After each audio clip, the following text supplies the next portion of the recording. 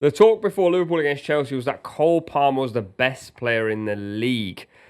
Yeah, how did that go? Don't think it went well. Anyway, I think it's worth discussing why he sort of landed at this pedestal. Kweku said on a separate video in the Liverpool Arsenal preview that assist that Salah did for Curtis Jones, if Palmer did that, we'd be talking about that non-stop. What happened against Liverpool? Let's quickly work our way through that, and then let's work towards whether he is the best player in the league. Well, I think in the Liverpool game, he was marked out of the game. I think Curtis Jones was tasked with keeping an eye on Cole Palmer. He did a very good job of that. That's not to denigrate or criticise Cole Palmer. He's still a very good player, but I feel like the mark of a great player is when everybody knows what you're going to do and you can still do it anyway. Everyone always knows what Mohamed Salah is going to do. He can still do it anyway. People know what Bukayo Saka is going to do. He can do it anyway. And Cole Palmer's had an incredible season last year, but he was the new kid on the block. People weren't game planning for Cole Palmer. Now, with all the noise surrounding him, people saying that he's the best player in the league, some people saying he's the best player in the world, teams are now game planning for Cole Palmer. He's going to have to figure out a way to bypass that. But I still expect him to have a very, very good season. He's an incredible footballer, the best technical footballer I've seen at Chelsea since Eden Hazard, which says a lot because we've had a very good team since then, won the Champions League in those intermittent years. But Cole Palmer's a player that he needs the freedom to do what he wants to do, and not many teams afford you that luxury in the Premier League. He is afforded that by Enzo Maresca because he is that good. But I expect him to bounce back against Newcastle. I'm not on this wave of him being the best player in the league until he does it for a team that's challenging at the higher end of the league. He's doing it for a couple of seasons. I feel like longevity means something. So I will not be sat here and saying that Cole Palmer's better than Mo Salah until he proves that he actually is better than Mo Salah. I don't think we need to say that he's better than Mo Salah. I think that's going a bit over the top. But I do feel like we're being a bit harsh on Cole Palmer because he turned up in a game that Chelsea were not the favourites for. They were the underdogs for, let's be honest. They turned up there and Liverpool did a great job, I think, of identifying the areas that Cole Palmer wants to work in and stopping the supply line in. That's what they did, and they did it brilliantly. And I think that the very best teams then have other players that will step up and impact the game more. Therefore, you're then not focusing on the star man being a little bit out of it. You're focusing on the other guy that stepped up to the mantle. And unfortunately for Chelsea, a few of these players that turned up on the day are still a little bit wet behind the ears, if we're being honest. Madueke plays well in flashes. Jadon Sancho is not the Jadon Sancho that Borussia Dortmund had. Nicholas Jackson contributed, to be fair to him. But I feel like Liverpool just did a good job, and I think that can happen to even the very best players in the world. Yeah. So I don't think I'm going to change my mind on where Cole Palmer is level-wise based on what happened last weekend. He's still very, very good, and this is the conundrum for Chelsea, right? Because when they write down the formations at the beginning of the game, they're set up in the 4-2-3-1, but that's not how Chelsea is set up. Out of possession, it's a 4-4-2. Cole Palmer pushes up next to Nicholas Jackson, and that's how most teams defensively set up in the Premier League. In possession, it's a 3-2-2-3 with either a right back or left back inverting going next to Caicedo. And when Enzo starts, he pushes up as that number 10 next to Cole Palmer. And so it gives the opposition something else to think about. I think that Lavia had an incredible game. I think Caicedo was really, really good as well. But the Liverpool midfielders didn't have to think about Lavia or Caicedo defensively, where they do have to think about Enzo defensively. I prefer Caicedo and Lavia as a partnership, but going forward, it means that Cole Palmer has more of an attacking burden, and so he needs to figure that out. He will do, because last year he drifted out to the right more, and that's where he had most of the success. This season he's been a bit more central, but it's just about finding solutions. I'm not sitting here and saying Cole Palmer's a lesser player because he didn't turn up at Anfield. I've seen better players than Cole Palmer not turn up at Anfield. Lionel Messi has not turned up at Anfield. And so he just needs to figure out what he's going to do, and I think against the Newcastle team that are pretty vulnerable right now, he will have a field day. I do think as well, just really quickly on this, if you're Cole Palmer at Anfield and you've been given a job to do tactically to keep the team in the defensive shape when you're out of possession, he might know in that situation, I'm not getting the ball here and I need to go right or I need to go left. But when you're at Anfield against that level of opposition, there's probably an instruction from the manager that says, stick to the structure. We know you're not going to get the ball, stick to the structure. Whereas if you're playing a lesser opponent at home, he probably does take the game by the scruff of the neck and say, I'm going to go drifting to make sure that I am involved in this game. But you got to factor who they were playing against and what the wider instruction might have been. I thought what was interesting in that game was when Enzo came on, Chelsea sort of ended up having a cluster of players in a similar area, which is, we're not going to move on from Palmer, but I did wonder whether Palmer's better suited to playing off the right and just coming inside.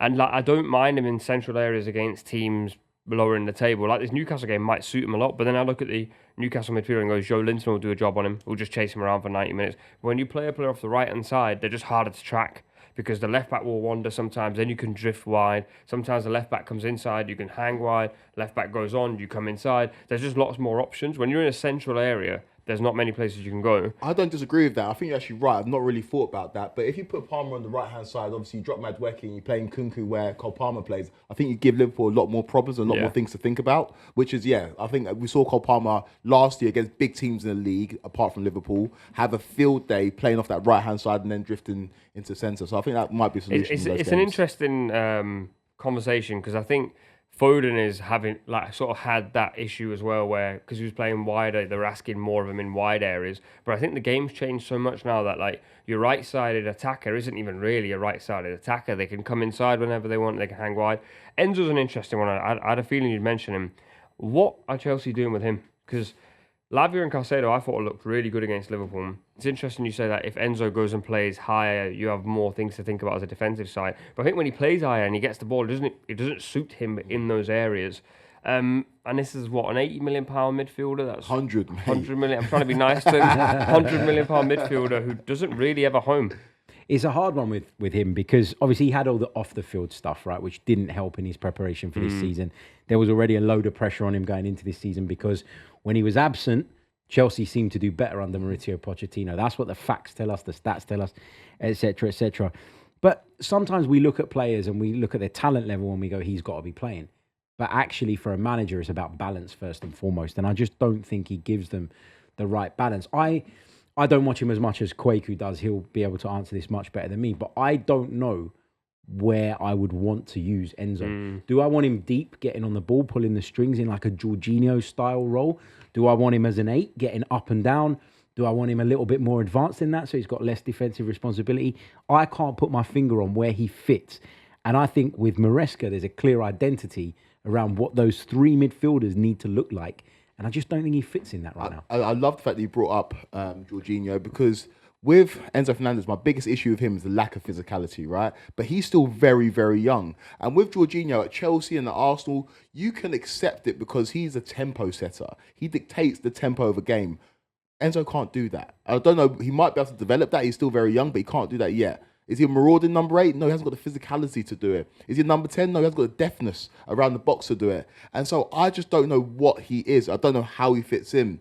And I do think Chelsea are a better side without him in it. And it's difficult, right? Because he did have the off-the-field issues, and I think that's kind of tarnished him for a lot of Chelsea fans. But when I look at centre midfielders, I need to see a standout attribute. And he doesn't have any of them. He's not an incredible passer either. I thought when he played for Argentina, the one thing they did really well, which I think you do have the potential of doing, is they had Rodrigo de Paul next to him, who seems to babysit everyone, to be honest, in that team. But when you have this midfielder who essentially sacrifices all of his technical attributes and says, I will run for whoever needs me running, it allowed Enzo to just have more freedom and more space. But then Argentina are a really unique international side. International football is completely different. Another very quick topic I wanted to talk about is obviously the opposition, Newcastle. I remember when Eddie Howe first took over Newcastle St James's Park, there was a feeling. Now I do feel like when Newcastle are on, this is a terrible way to look at it, but when Newcastle are on television on Sunday, I'm not locked in. I'm not desperate to sit down and go, something could happen here. And I think, in my opinion anyway, I think they've just become a little bit boring, a little bit stale. Now, like the counter-attack style that they're trying to implement just feels like a cop-out from what they could actually do. And I wonder if now we're at the stage where we're just waiting for Eddie Howe to potentially leave Newcastle and Newcastle to move on to the next cycle. Yeah, I think Eddie Howe's taken Newcastle as far as he can, as is within his sort of capabilities. And that's no disrespect to him because he picked them up off the floor. They were in a relegation fight and he not only consolidated their Premier League status, but he then went on to qualify for the Champions League, which is incredible. But I think what he's suffering from and what Newcastle as a club is suffering from is all the hype that came with the takeover.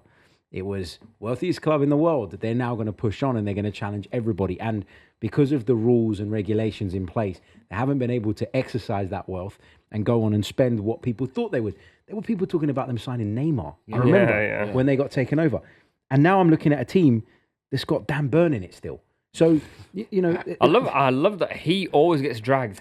He's the one name on the team sheet. Everyone always mentions him. Right. It's just, he's not a sexy name. Do you know what I mean? I think he's done a good, solid enough job for them. But the point is that Newcastle fans were hoping that takeover was going to mean that they kick on. And because of that maybe expectation that was created by the takeover, I don't think Eddie Howe and this group of players and the resources that they're actually able to spend can ever live up to what that expectation was.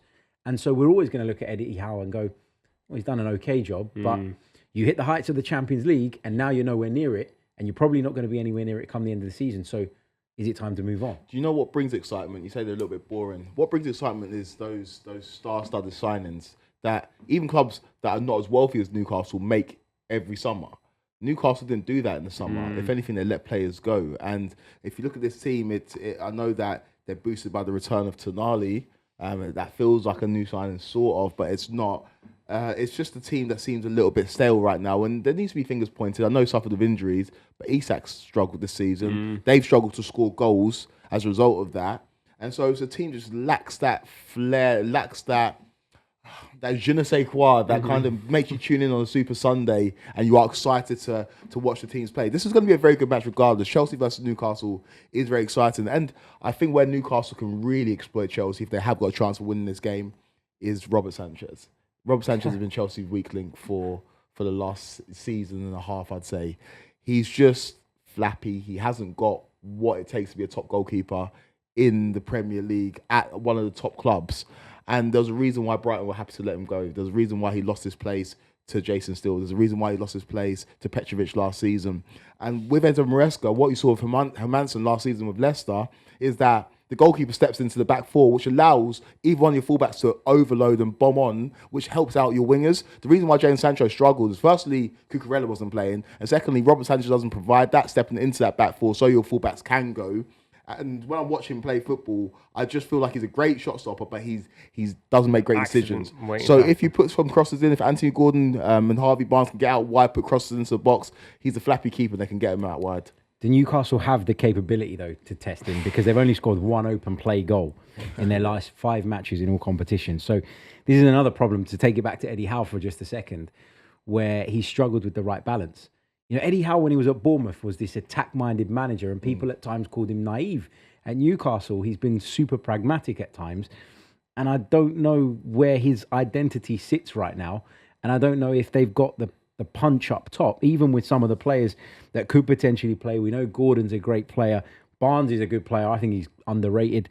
Isak can do it. But is the balance of the team right to allow those guys to thrive? They're stuck between two cycles, I think. Yeah. They're like pragmatic, dirty and horrible to play against. Because now I look at that midfield and I go, if I'm Eddie Howe, I want them three in midfield to harass Chelsea's midfield. But if I'm a different manager, I want that three midfield to play. And I think that's what they're struggling between at the moment. Let's get score predictions. Kweku? Chelsea win this one. 2-1. Chelsea 3, Newcastle 0, 2 goals for Cole Palmer. I think Chelsea 2, Newcastle 0. But an entertaining game.